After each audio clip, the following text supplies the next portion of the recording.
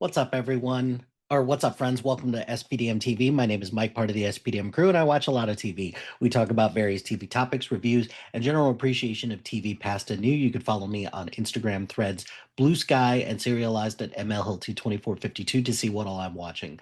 This week, the episode comes out a little bit late because the Emmy nominations came out for this year, and I wanted to wait until all the nominees were out in order to kind of get some thoughts out and some analysis out. So, a couple things kind of come to mind with this. So, let's kind of get some logistical stuff out of the way. But the Emmys will be on Sunday, September 7th. They will be hosted by Bargatze. Nate Bargatze. So that'll be fun. I'm looking forward to that a lot. And this year, some things. So Severance leads with 27 nominations. The Penguin leads with 20, or is next with 24. The Studio and the White Lotus with 23, and The Last of Us with 16. So on the plus, HBO is well represented here. So is Apple. Curiously, there's going to be some things as I go through and kind of read through these that I'm kind of wondering. It's like, whoa, what happened here? However, there's a couple things that I wanted to get off my chest right off the bat. And that's number one, the category fraud that the best comedy series, they're still letting The Bear continue to submit for best comedy series, which the Emmys need to stop doing that. Or like all these different categories or all these different awards bodies need to stop doing this because it is ridiculous that the Bear continues to be submitted for comedy series when right now especially it is absolutely not a comedy series. A couple other things that I see that I'm kind of curious about. So I'm looking at some of these and I'm looking at some of the snubs here. Nothing too like obvious or too egregious, and I think that some of this boils down to personal preference. But I know for me, some shows last year, The Day of the Jackal didn't get any after getting some nominations at the Golden Globes. I'm a little disappointed Industry doesn't get any love from the Emmys, even though Industry is one of the best shows on not just on HBO, on television in general. Say Nothing, which was an FX series last fall. I really thought that this had a chance for best limited or anthology series, but it did not. English Teacher, Black Doves, let's see, City of God, the fight rages on. Cross, none of those got love, which I get it. Sweet Pea not getting a nomination for Ella Purnell confuses me a lot, but hey, it is what it is. Marvel continues to not get a whole lot of love. Quite frankly, like for me, they shouldn't, but hey, it is what it is. But nothing for Daredevil. I think like a couple that were curious as well. Not a whole lot. Nothing for Department Q, which I had read that the Emmys were making a big push or Netflix was making a big push to get Department Q some nominees or nominations. So kind of curious about that. I'm also a little bummed that there wasn't more love for Your Friends and Neighbors. I don't see a whole lot of anything for them, so that bums me out a lot. Nothing for American Primeval, which I thought felt like Emmy bait to begin with. I would have thought that Mid-Century Modern would have gotten something like in the acting category, maybe specifically for Nathan Lane, but nothing there. Not a whole lot for the Four Seasons either, and not a whole lot for Zero Day. So those were I was a little interested that there wasn't more of that on there. However, so those are some kind of snubs and kind of things that I'm like, that's a little curious. Some surprises on here that kind of just going through. Most of these are positive surprises, but a couple I'll just point out as like, huh, that's interesting that it's here. So, for example, The Diplomat for Best Drama Series. I'm surprised that The Diplomat is here when there's tons of other series, but I'm very happy that Slow Horses, and specifically, I'm very happy that The Pit made it on as well. I'm very happy that What We Do in the Shadows got nominated for its final season, even though I'm not really sure it deserves it. But hey, I'm at least glad that they got nominated. The studio getting as many nominations as they did, I was very happy about, especially since it's got a lot of things to say about Hollywood. So I was surprised about that. why do we keep giving Ryan Murphy Emmys for Monster? Like, why do we keep doing that? Why are we giving them nominations for the Lyle and Eric Menendez story? I don't get it. I really don't. But yet here we are. And then the best television movie, like I cannot believe that Nona's was one that is like, yep, we're gonna give this a nominee, but whatever, it is what it is. So another surprise, Kathy Bates for Matlock just continue to rack up the awards, as well as Sharon Horgan for Bad Sisters. Okay, cool. Let's do that. The White Lotus continues to clean up in the supporting actor categories. I don't understand why Jason Isaacs is nominated. I would have thought that like and Sam Rockwell, because both of them play like, or Sam Rockwell plays like a very small part, and Jason Isaacs, God, he's just such a douchebag. If there was anybody that I would have loved to have seen nominated in The White Lotus for this past season, it would have been Guy Talk, the guard. I was wondering why he was not nominated, and that really bums me out a lot. Okay, so let's just go through these categories and let's just kind of go through them one by one. I'm not going to do any of the technical categories. I'm not going to do writing. I'm not going to do directing. I'm not going to do any of that. So, but I'll do all the acting ones, and we'll go from there. So, let's do best supporting actress in a limited or anthology series or movie. We've got Erin Doherty for Adolescence, Ruth Negga for Presumed Innocence, Deidre O'Connell in The Penguin, Chloe Sevigny for Monster, the Eric Menendez story, Jenny Slate for Dying for Sex, and Christine Tremarco for Adolescence. So I'm taking a look at this list, and this is a pretty fantastic list of some of the people that I think are just outstanding in this. I really like Jenny Slate in Dying for Sex. I really liked Ruth Negga in Presumed Innocent. To me, this boils down to who in adolescence gives the better performance. I think it's Erin Doherty, who's the therapist in the third episode, which is the great episode for adolescence, and Deidre O'Connell as Oz's mom. I think it's a toss up between those two, but I'm going to give it to Deidre O'Connell for that. A best supporting actor in a limited or anthology series or movie. We got Javier Bardem for Monsters, Bill Camp for Presumed Innocent, Owen Cooper for Adolescence, Rob Delaney for Dying for Sex, Peter Sarsgaard in Presumed Innocent, and Ashley Walters for Adolescence. I'm taking a look at this list. I really like both of the performance for Presumed Innocent, specifically Bill Camp. I thought he just had a tough job ahead of him where he had to be somebody who was on Jake Gyllenhaal's side, even though he doesn't necessarily believe him. And then Peter Sarsgaard as just the slime ball of a prosecutor who is just out to get Jake Gyllenhaal's character. Both performances in Adolescence was great. Ashley Walters as the inspector who is just trying to uncover this mystery, and Rob Delaney in Dying for Sex as neighbor guy. That's all he's known as, neighbor guy, in a shockingly sweet role. And then Javier Bardem is here for Monsters for some strange reason. But to me, this is Owen Cooper without a doubt. Owen Cooper for Adolescence, for a first performance. God, he knocks it out of the park. He's so good in this. Best Actress in a Limited or Anthology Series or Movie, we got Kate Blanchett for Disclaimer, Megan Fahey for Sirens, Rashida Jones for Black Mirror, Christine Milioti for The Penguin, and Michelle Williams for Dying for Sex.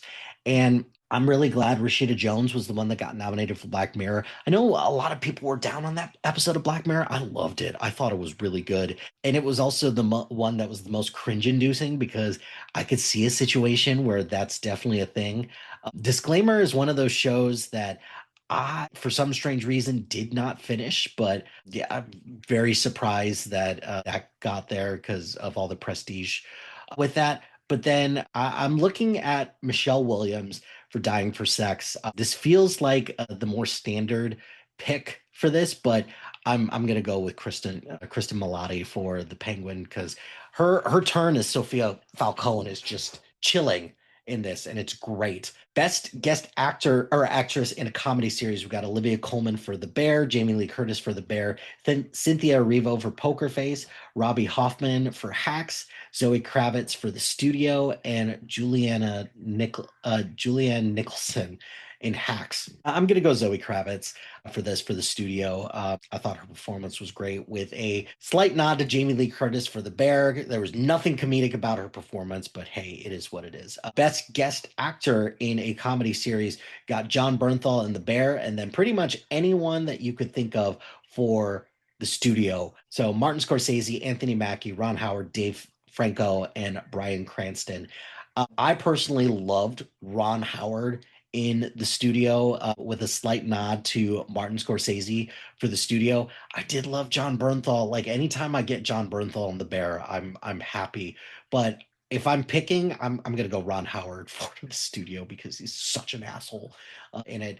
Best actress, supporting actress in a comedy series, got Liza Colon for The Bear, Hannah Einbender for Hacks, Catherine Hahn for The Studio, Janelle James for Abbott Elementary, Catherine O'Hara for The Studio, Cheryl Lee Ralph for Abbott Elementary, and Jessica Williams for Shrinking. This is a great category. There's a lot of great performances in here. I personally think Cheryl Lee Ralph for Abbott Elementary. I feel like this is a good year to give it to her, mainly because I've always said that one of my big problems with Abbott Elementary has been the principal. I was just never a fan of her. But they turn her into like a likable character with development and backstory and some agency, and I loved it. I do want to give a nod to Hannah Einbender for Hacks, because I think this season she goes through something that I don't think a whole lot of people thought that she had in her, and then particularly with that ending. I did love Jessica Williams in Shrinking as well. God, this is hard. I guess I'm gonna go Cheryl Lee Ralph for Abbott Elementary. Best Supporting Actor in a Comedy Series, we've got Ike Barinholtz for The Studio, Coleman Domingo for The Four Seasons, Harrison Ford for Shrinking, Jeff Hiller for Somebody Somewhere, Ebon Moss Backrack for The Bear, Michael Yuri, I hope I'm saying that right, for Shrinking, and Bowen Yang for Saturday Night Live. Like if this was a couple years ago, I think Ebon Moss Backrack would win it for The Bear. And a small part of me thinks he still will, because the Emmys are very traditional and they will continue to vote for people. I would say Ike Barinholtz for The Studio would be a worthy winner. I would say Harrison Ford for Shrinking would also be a worthy winner. So I'm going to go with either one of those two, but I'm going to specifically zero in on Ike Barinholtz for The Studio. Best actor in a comedy series, we've got Adam Brody for Nobody Wants This, Seth Rogen for The Studio, Jason Segel for Shrinking, Martin Short for Only Murders in the Building, and Jeremy Allen White for The Bear. And as long as Jeremy Allen White is still in this category, he's still going to continue to win it, even though I absolutely do not think that The Bear should be in a comedy series. If I was picking this, I'd pick Seth Rogen for The Studio because I loved it. I'm a little confused why Martin Short is on here for Only Murders in the Building and Steve Martin is not, even though this is way more of a Steve Martin centric season. I don't understand that, but whatever. It is what it is. Someone has to lose out. Best actress in a comedy series, Uzo Aduba for The Residents, Kristen Bell for Nobody Wants This, Quinta Brunson for Abbott Elementary, Ayo Edebiri for The Bear, and Jean Smart as Hacks. Similar to Jeremy Allen White, as long as Jean Smart is in this category for Hacks, she's going to win it, and she absolutely deserves it. I do want to give a nod specifically to Kristen Bell and Nobody Wants This. I loved Nobody Wants This. I thought it was great. And then Quinta Brunson as well for Abbott Elementary is consistent as always. But I do think that Jean Smart just continues to take this home.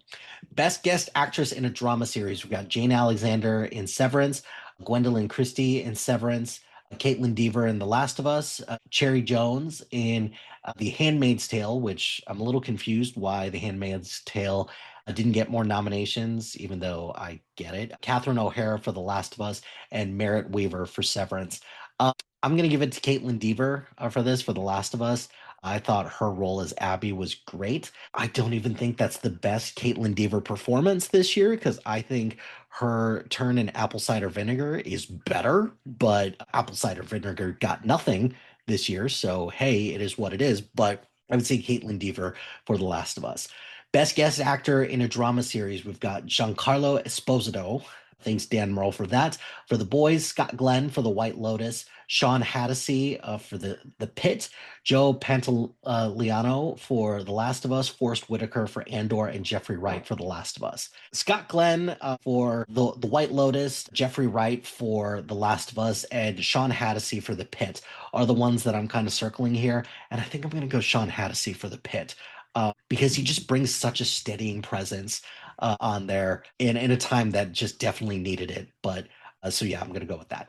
Best Supporting Actress in a Drama Series. We've got Patricia Arquette for Severance, Carrie Coon for The White Lotus, Catherine for The Pit, Juliana Nicholson for Paradise, Parker Posey for The White Lotus, Natasha Rothwell for The White Lotus, and Amy Lee Wood for The White Lotus. I like Amy Lee Wood a lot in The White Lotus, especially since she's a bit of a tragic character. I love Catherine Lanassa in The Pit. She was just great in that. I think I'm going to give it to Amy Lee Wood for The White Lotus. Best actor in a limited or anthology series or movie, we got Colin Farrell for The Penguin, Stephen Graham for Adolescence, Jake Gyllenhaal for Presumed Innocent, Brian Tyree Henry for Dope Thief, and Cooper Koch for Monsters, the Lyle and Eric Menendez story. Colin Farrell all the way for this.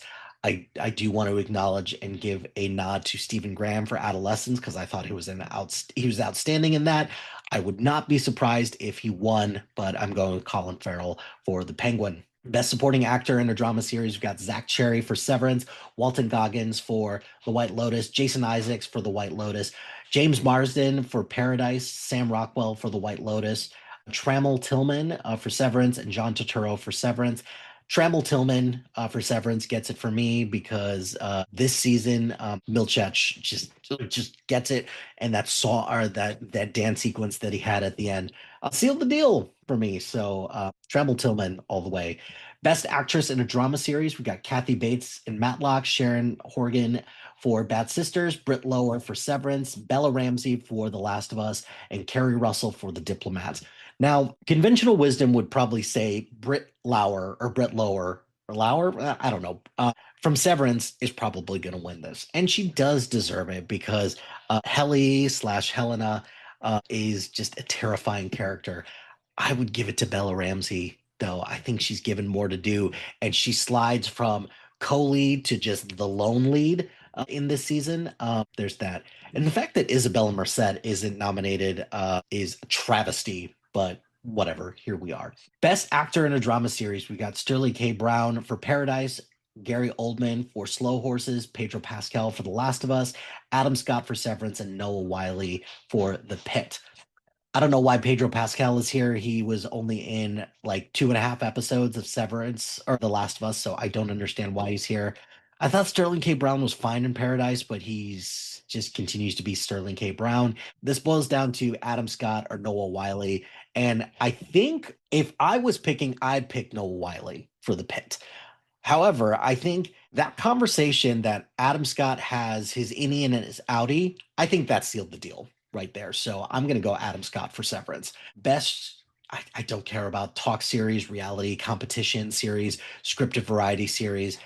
I'll give a nod to Best Television Movie, Bridget Jones, Mad About the Boy, The Gorge, Mountainhead, Nonas, and Rebel Ridge. I'm giving it to Rebel Ridge, and I'll just leave it at that. Best Limited or Anthology Series, Adolescence, Black Mirror, Dying for Sex, Monsters, the Lyle and Eric Menendez story. This is the last time I'm going to say it. Why Is This Here? And The Penguin. And I love Dying for Sex. I don't think it's going to get a win. I'm glad to see Black Mirror is back on this list, but this is between Adolescence and The Penguin, and this is prestige TV at its absolute best.